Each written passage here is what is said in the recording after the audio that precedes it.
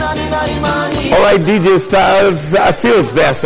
Fields there, giving us some great mix of music. And remember, today is the Valentine edition of Morning Express. Tuesday is Valentine's Day, and of course, we do know that there are those who are preparing, there are others who don't believe in it. And to have that conversation with me this morning, we have Chris Hart joining us this morning. Good morning. Good morning. Good to have you. It's been a while since we had you on the show. Yeah. Great to have you. Now, Chris Hart is a relationship expert, and let's talk matters, relationships and matters Valentine. And for those who possibly may have questions, you may have concerns that you want to maybe ask or be addressed, feel free to let us know. We'll be more than happy to see whether we can address them. You can call or you can also tweet them as we continue with the show. So, Chris, let's start with Valentine's Day, and it seems to be growing in terms of popularity and how people think about it, although that is arguable. There are those who are also equally detest it. Let's start with the origin. Where did all this start off from? Oh, it's hugely old.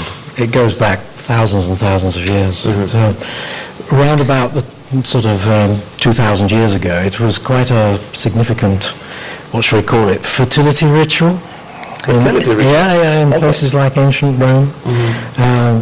Involved all sorts of craziness. I mean, people were running through the streets naked and all sorts of things. Oh, wow. Yes. I mean, round about AD 300, the church sort of took it over and sanitized it, and the story about Valentine came up. There was a Valentine. There were several, actually. We don't really know which one it was. Okay. And the theory was that he was in jail and fell in love with the jailer's daughter and was sending her notes. Okay. Things like that.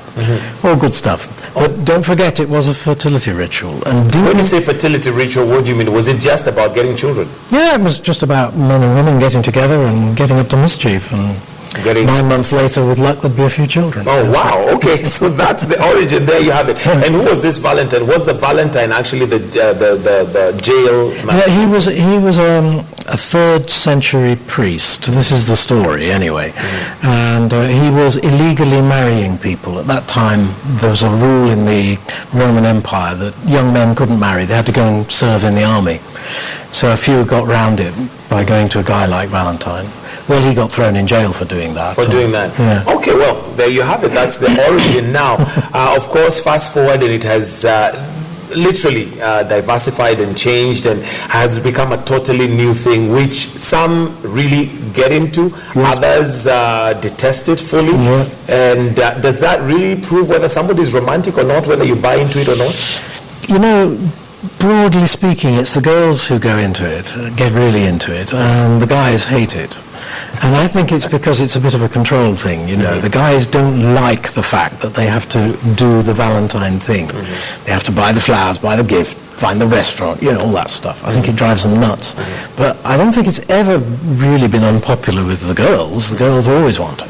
And I mean, it favors them mostly. Yeah, it's all about them, isn't it? They'll get the gifts and all that. Yeah. Okay. Now, I guess there are those who say that, it's just an opportunity for me to show my love. It's an opportunity for you to show your love to me and all that, which is all okay, which is all good. Now, let's look at some of maybe the do's and don'ts. I'm looking at different scenarios. Let's start with an office situation where possibly a boy has been looking at this girl and maybe there is a bit of chemistry, and you want to take advantage of Valentine's Day to maybe take it that step further.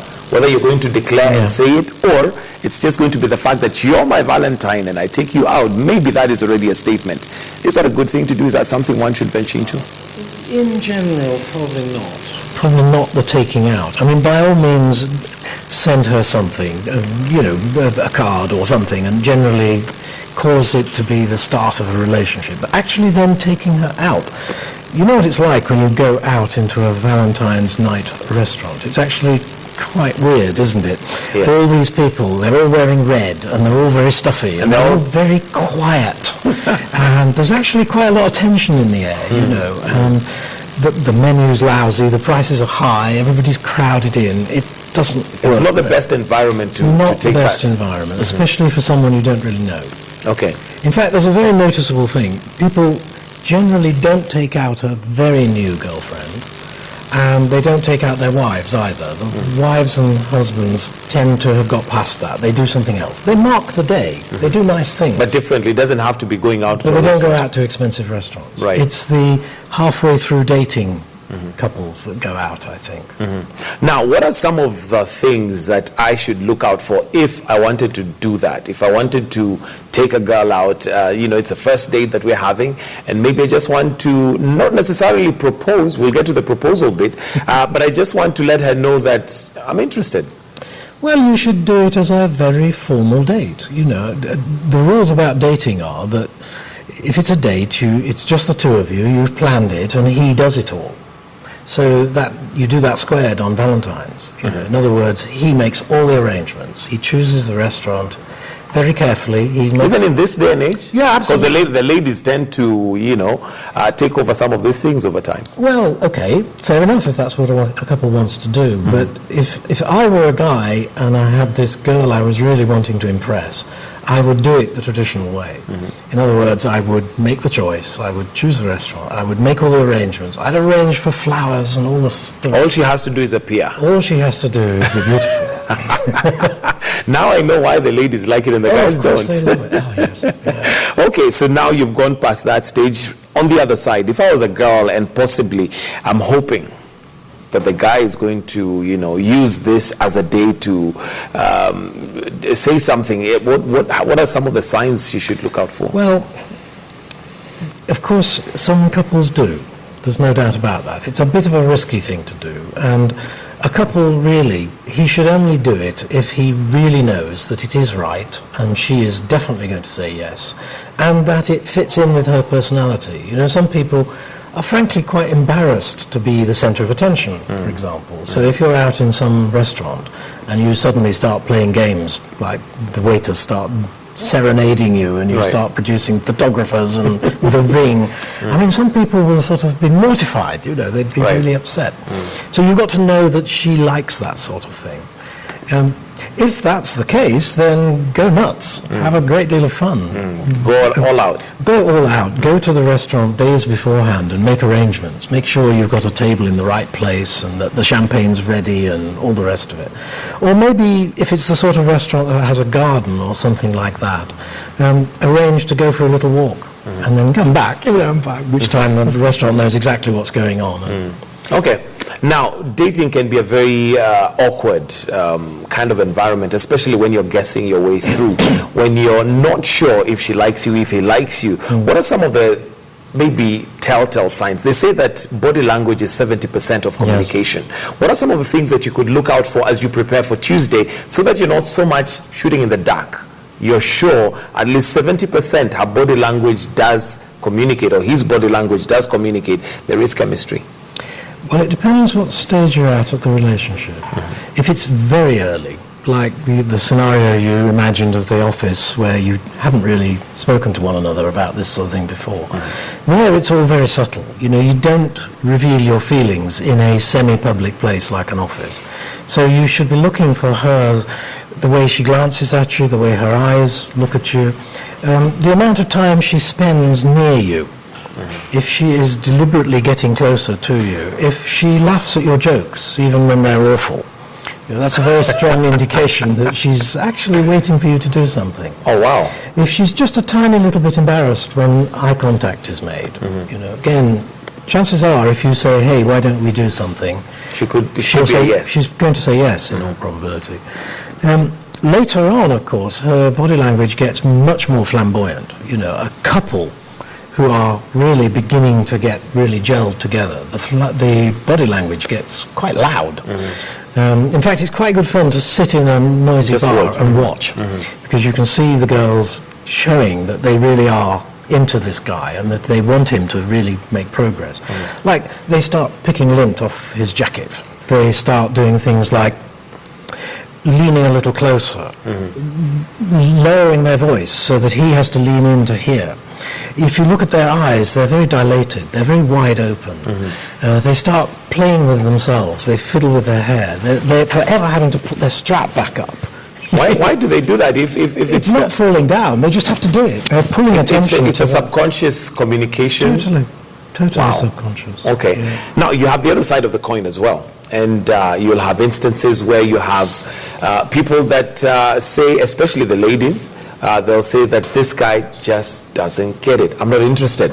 And they are looking for a polite way of letting him know? Is there a polite way of communicating to a guy that I am not interested? Nah, there's no polite way. You just have to come out and say it. You just have to be Bluntly? No, but some will say they don't want to be offensive.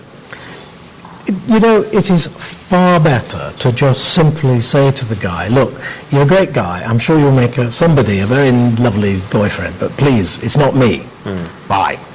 Because if you hint, guys don't get hints. He thinks you're playing a game with him. Right. That, she wants me to try harder. She wants a little better approach and all that sort.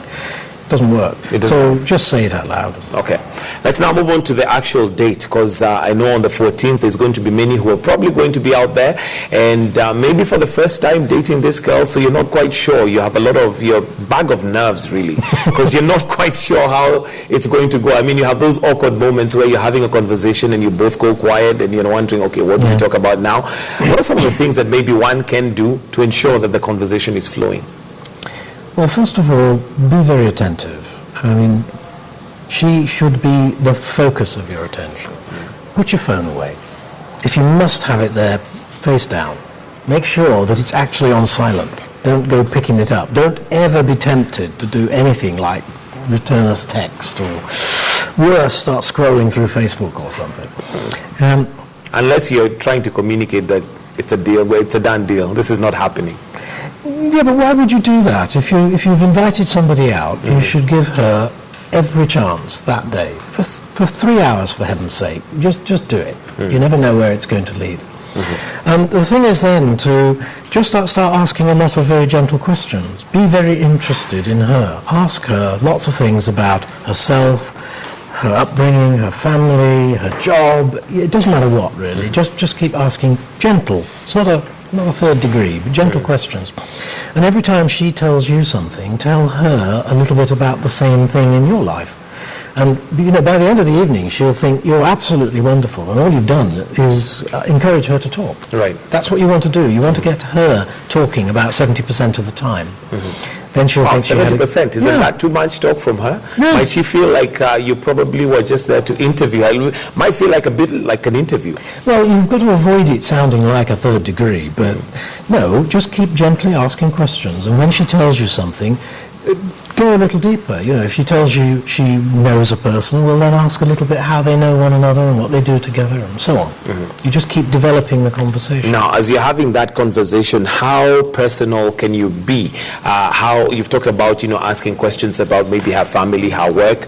Are there some that maybe should not be asked on that first date? Not or really. You should be careful? No, I think you should be all up front. And, if the relationship is going to be successful, two things have to happen very fast. One is you have to start telling each other the truth.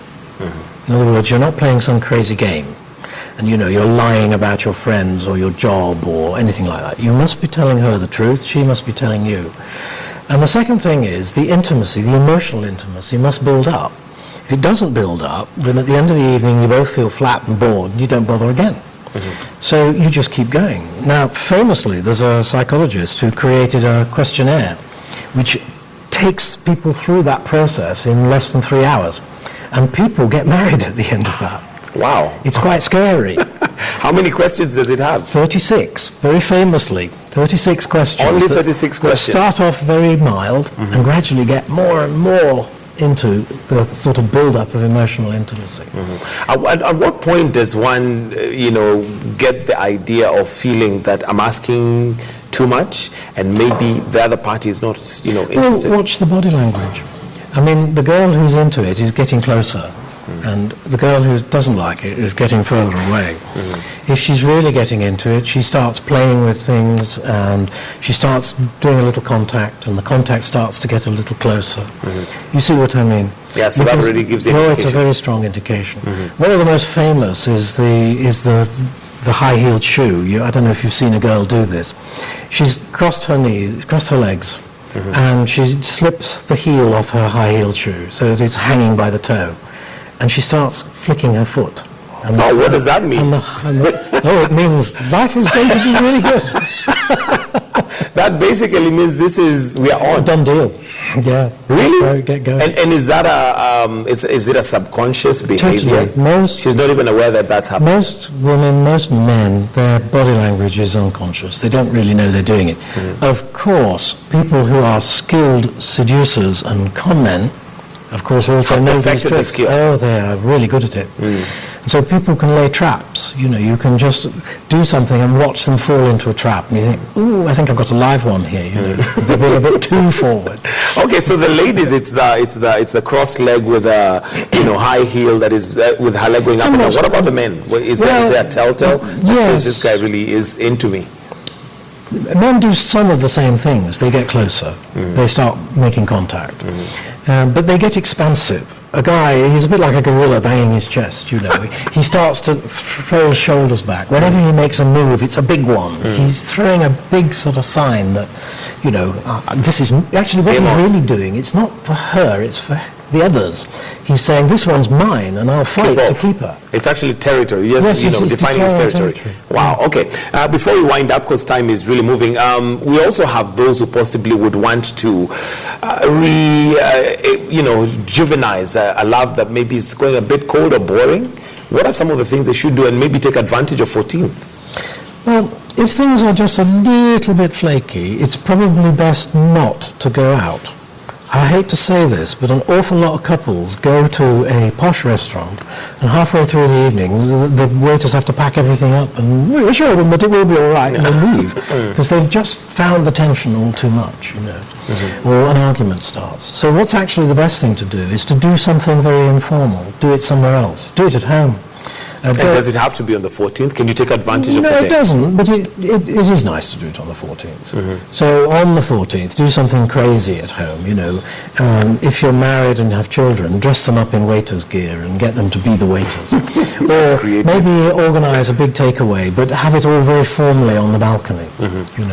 Get a new tablecloth and some napkins and perhaps a little new cutlery, or make it all terribly special, but you're doing it at home.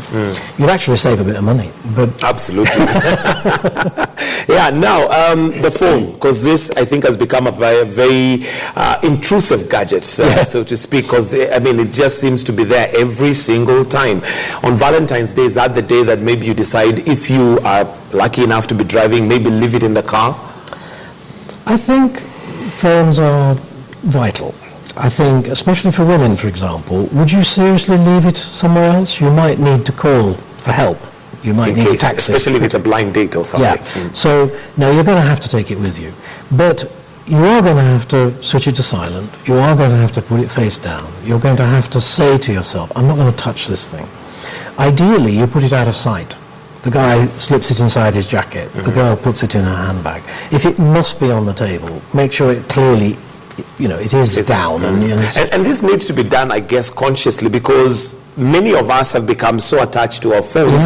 You do it subconsciously. You don't even notice when the phone rings. The natural thing to do is, excuse me, for those who are polite enough. Some will even just speak it. I've seen great daters really deal with phone issues. I've seen a guy, for example, his girl is fiddling with the phone, and then she starts taking yet another SMS and all this. Eventually, he just turns to her and he says, I see you're very busy. I think perhaps we'll call this off. Then he just walked out. Wow, that would be a very good statement. Yeah. I'm sure not very many are courageous enough to do that. Not many. Yeah, not many. All right, so what are some of the things that maybe one can do creatively just to be different? Because the other thing is that obviously the business world takes full advantage of this, but they do that, and they do that to the full. What are some of the creative ways that one can still show their love without necessarily being ripped off? Well, start by doing a bit of planning. Don't go to the last minute everything. Don't go buying a gift or a card on the day. They're all twice the price. Don't buy the flowers on the street. They're going to die the same night. So go to the florist 2 or 3 days earlier and buy some really nice flowers and just keep them out of sight. Think seriously about what your girl really would like and be a little bit different. Be crazy. Do, instead of a Valentine's evening, maybe take her out at dawn and sit and watch the sunrise somewhere very romantic with a little bottle and all the rest of it. Or do something at lunchtime. Wow. Or send flowers to her office, or a gift to the office. Plenty of people will deliver, you know, so take advantage of Take that. advantage. All right, rule of thumb as we wind up, and we have a DJ in the house who's going to be giving us some good music, maybe to set the mood for the weekend as we prepare for the 14th. Rule of thumb, Chris, for what does one need to look out for? Well, first of all, make sure you understand your girl. Make sure you know what she really likes, and make sure that you do meet those expectations. And if she's not a very formal lady and would like something romantic, but not the big production, well then go with that. Do something at home. Make it romantic. That's the main thing. That's a key word. It's not about spending lots of money. I know there are a few girls who play games. They really... And they would probably want you to spend as much as you can. But try and avoid having girlfriends like that. Yeah. And it's not about spending money. It's about doing the things beautifully well and very romantic. All right.